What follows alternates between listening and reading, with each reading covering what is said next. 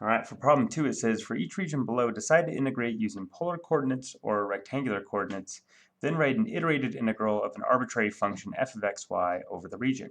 Okay, so looking at part A, we're integrating over a rectangle, and that is going to be easiest to set up using just rectangular coordinates, right, for a rectangle there. So here I'm going to integrate the function f of x, y, and I could do it either as a dx dy integral or dy dx, doesn't really matter.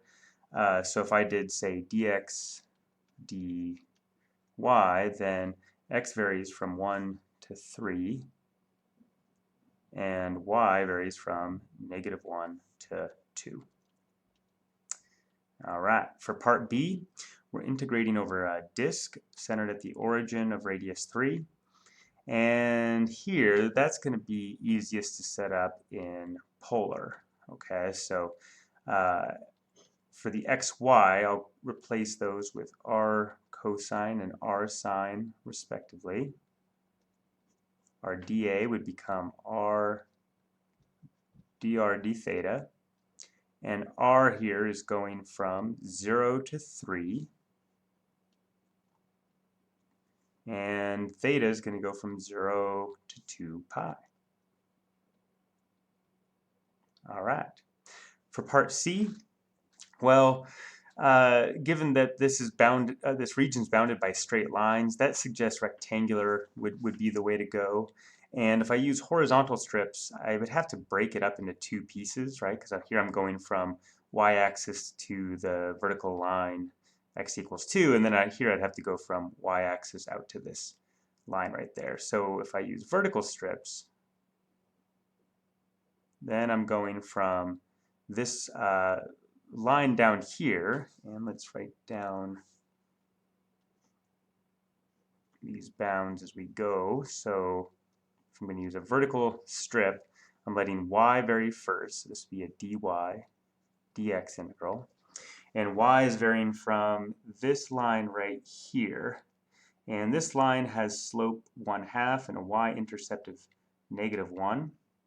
So this would be -1 plus 1/2 x. So we're going from that line up to the horizontal line where y is equal to 3. And then we're going to stack these vertical strips as we let x vary from 0 to 2. Okay.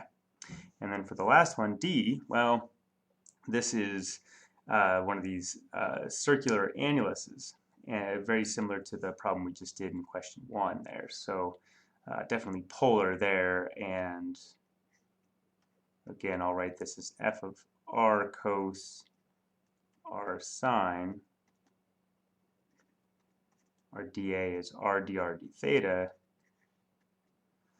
And then, yeah, r is going from 1 to 2, and theta now is going from, well, pi over 2 when we're at the positive y-axis, and then we're going to sweep till we're at pi. Okay. So generally speaking, regions that are bounded by circles centered at the origin tend to be easiest to set up in polar coordinates, at least for the bounds of integration. Now the integrand, of course, is kind of a whole nother factor there that will determine whether the integral ultimately will be easier to compute using, say, polar or rectangular. And then, yeah, so things that are bounded by straight lines, like we're seeing here, at least bounds-wise, yeah, rectangular is the way to go. All right, great, thanks.